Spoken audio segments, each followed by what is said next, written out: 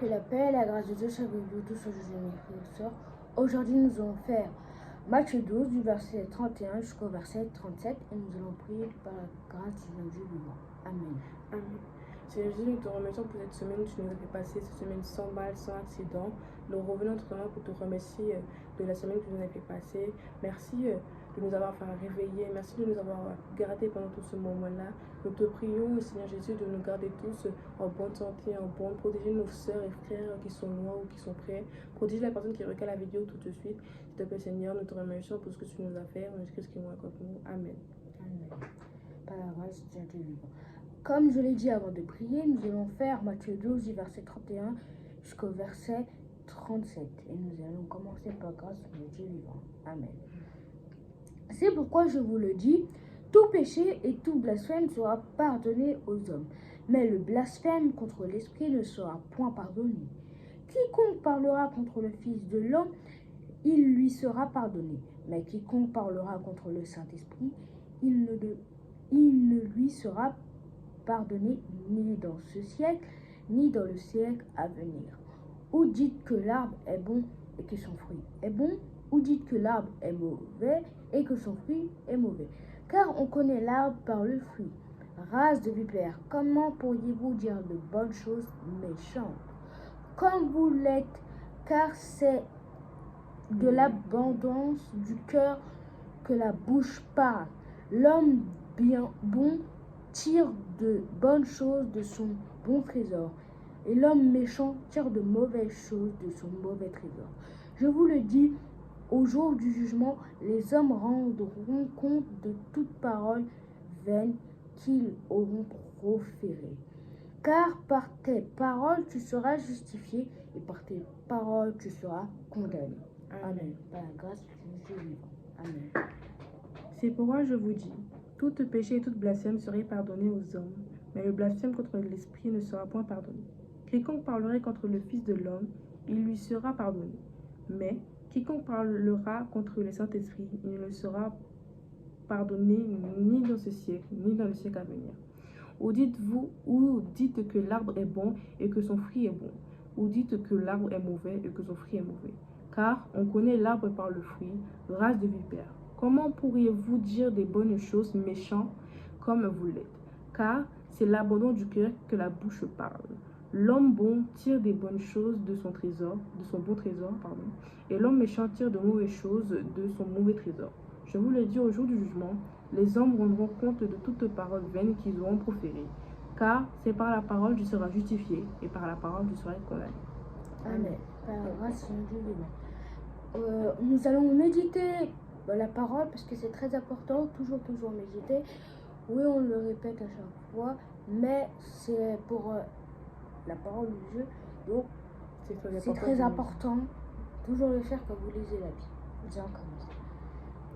C'est pourquoi je vous le dis, tout péché et tout blasphème sera pardonné aux hommes, mais le blasphème contre l'Esprit ne sera point pardonné.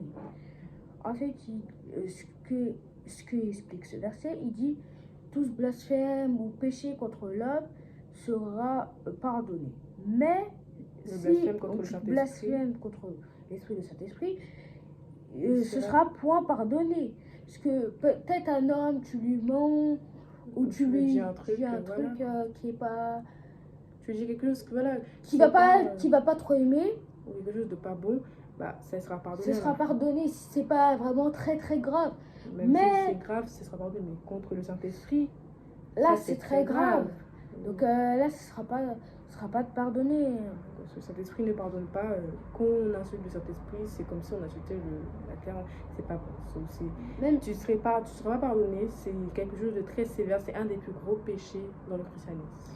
Que même s'il est venu sur la croix pour pardonner nos péchés, mais ce péché-là, il n'est pas pardonné. Il ne faut pas abuser de ça. Voilà. C'est gentil.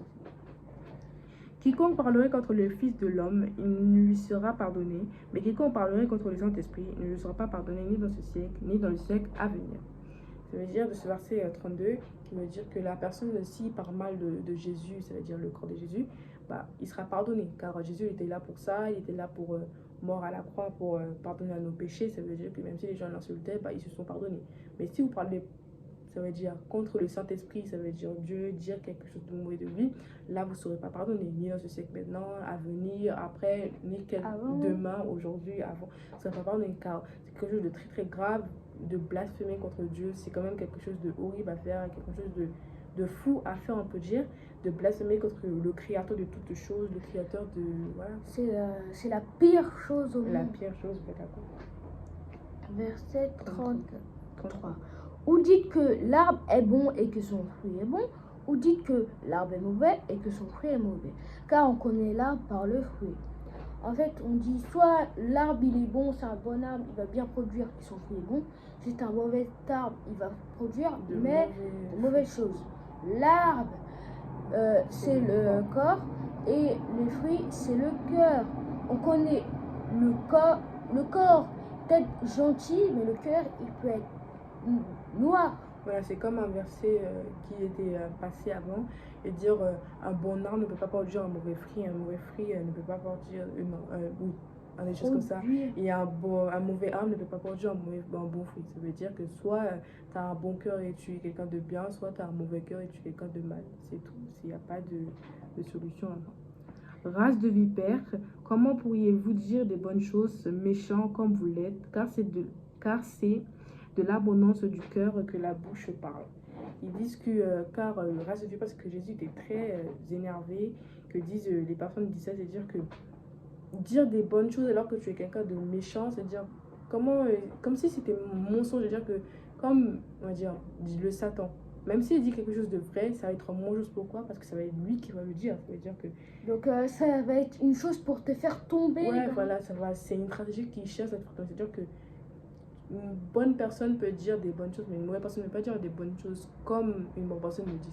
Mais vous ne croyez pas aussi que c'est pas parce que vous êtes fait tenter une fois que après vous allez plus... Quelqu'un peut se transformer en un bon arbre et faire des bons fruits.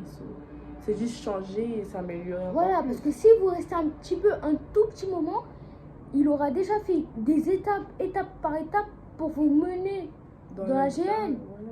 Donc, faites très attention. Verset 35. L'homme bon tire de bonnes choses de son bon trésor, et l'homme méchant tire de mauvaises choses de son mauvais trésor. C'est-à-dire, un homme, par exemple, si c'est quelqu'un qui cherche des trésors, c'est un bon homme. Non, c'est plutôt deux personnes. Ça veut dire il y a deux situations. Il y a une personne qui était une très bonne personne, qui écoutait les gens, attentionnait, respectait, c'est toujours fait les choses bien, quoi. C'est quelqu'un de bien, qui était correct. Et après, il y a une autre personne qui était vraiment le contraire de lui, qui était irrespectueux, ne respectait personne. Voilà, quoi. C'était quelqu'un qui ne... Voilà, quoi. Pour lui, il n'y avait que lui ou un truc dans le genre, voilà. Et alors que la bonne personne, elle va trouver un bon trésor, la mauvaise personne, elle va trouver un mauvais trésor. C'est-à-dire que la bonne personne, elle va récolter, c'est-à-dire tout ce qu'elle a fait. Ça veut dire, même si vous êtes bien, vous êtes gentil avec quelqu'un, ou vous faites des choses bien et qu'à la fin, vous voyez que ça ne vous rapporte pas, vous inquiétez pas. C'est une question de temps et Dieu vous montre quelque chose de bon. C'est-à-dire qu'il faut juste attendre et que le Seigneur fait des choses pour vous. Mais si vous faites des choses mauvaises, vous n'êtes pas poli, vous insultez les gens, ou vous exprimez mal et tout, ça va vous rapporter des choses mauvaises. Ça veut dire des pensées, des choses. Il ne faut pas faire ça. Le plus des fois, la meilleure arme, c'est le temps. Parce que plus on attend... Et la Bible, le Seigneur, voilà, pour aider à résoudre des problèmes. C'est-à-dire que pour avoir un bon trésor, il faut être une bonne personne. Voilà. Je vous le dis, au jour du jugement, les hommes rendront compte de toute parole vaine qu'ils ont proférée. Ça veut dire que le jour du jugement, on va tous savoir tout ce qu'on a dit depuis le début jusqu'à maintenant, tout ce qu'on a dit de mauvais ou de bon, ça sera dit au jour du jugement. Ça veut dire que, voilà, tu as dit quelque chose de bon, tu as été bon dans ta vie, c'est bon, pour toi, tu es heureux. Mais si tu as dit quelque chose de mauvais, ou tu as été mauvais pendant toute ta vie, là, il faut s'en soucier. C'est-à-dire qu'il faut que se remettre en question pour dire, si j'ai été méchant pendant tout ce moment-là, il faut que je me remette en question pour m'améliorer, pour voir... la meilleure chose qu'on peut avoir. Voilà, quoi. Il faut plus s'améliorer. Toujours aller de l'avant. Toujours aller de l'avant. Car par tes paroles, tu seras justifié et par tes paroles, tu seras condamné. C'est-à-dire que si tu as fait une mauvaise parole après que tu as fait une bonne, ça pourra te justifier pourquoi tu as fait ça. Mais si tu as fait que des mauvaises, tu seras condamné direct.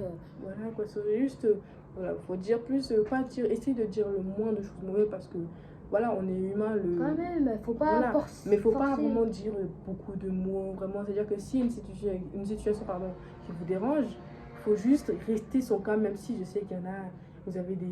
Ça vous énerve très rapidement, mais juste rester son calme, même dire que, pardon, que bah j'ai resté mon calme, je suis fière de moi, j'ai fait une bonne action. C'est-à-dire que voilà quoi, vous n'avez pas dit les paroles que vous voulez dire, les mots, Je les suis choses, pas voilà quoi. énervée comme ça. Voilà quoi, dire des choses que vous ne devriez pas dire en tant que chrétien. Nous allons terminer la parole par une prière et nous Et allons continuer. avant ça, est-ce que vous vous êtes abonné? Est-ce que vous avez liké? Nous, on fait ce travail. Partager plutôt, c'est plutôt Voilà. très partagé. Commentez, questions, toujours des questions. Commentez, vous avez des questions, vous voulez nous poser des questions. Voilà, pour poser des questions et nous vous Et répondrons en partagez, surtout très important, partagez. Comme ça développe l'Esprit de Dieu à toute la planète. Donc, nous allons prier pour la fin et voilà. Désolé. Merci Seigneur, merci Tout-Puissant, merci pour la journée que tu nous as donnée. Aujourd'hui, nous sommes là en ta présence pour prêcher ta parole et pour que nos téléspectateurs de jour en jour font un nouveau pas vers toi. Donc, nous te remercions aujourd'hui. Merci Jésus-Christ. Amen. Amen. Que Dieu vous bénisse. Au revoir. Au revoir.